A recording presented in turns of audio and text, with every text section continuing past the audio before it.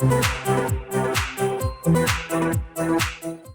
watching What's Trending from MIP TV. I'm Shira with Jack and Dean. Hello. Hi. Hey. Sharing the mic, so I'll get close to you, Dean. There you go. What brings you to MIP? We just made a new short film. Actually, our first short film that was funded and kind of like made by New Form.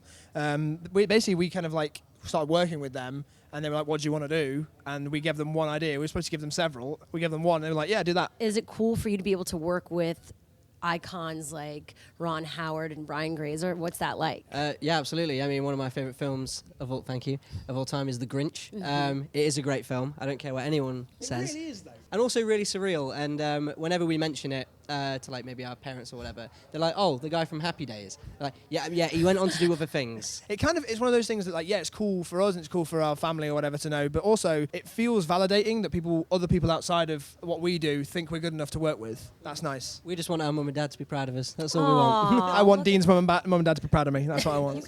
But how has your channel evolved? You're obviously now moving into, it's a short film, but high quality formats. What's nice is that our channel is kind of like, you can, because we don't make videos all the time, like we make videos every couple of months or something, you can see the evolution of our sort of stuff in production value and all that sort of stuff. And I think we've performed live a little bit as well. We've done our own run of shows, and that's helped us perform on camera as well and know how the work beats better and things like that. Like, that's the sort of stuff that helps, is doing stuff outside of YouTube as well as on YouTube. But still engaging with your fans and community daily, whether it be obviously like on social media, Twitter, or Facebook. Yeah, I mean, statistically, and going with the YouTube algorithm of things, we shouldn't have a fan base anymore. What's it like working for a company like the BBC now, and like how do you translate like what you've done and how you've built your careers online to that platform? Like, the best thing about it is that they don't want us to do anything other than what we do. Yeah. Yeah, they brought us on because we are down with the kids and hip and stuff like I'm going that. to take the mic away from Dean.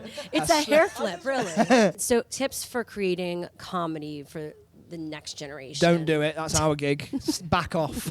We need a job. I would say find somebody that you trust, and like, even if it's not going to be like we are writing partners, like even if it's not like a partnership, like find someone that you trust. There's a few people that you trust, and talk to them about your scripts and go through it. I've done that still.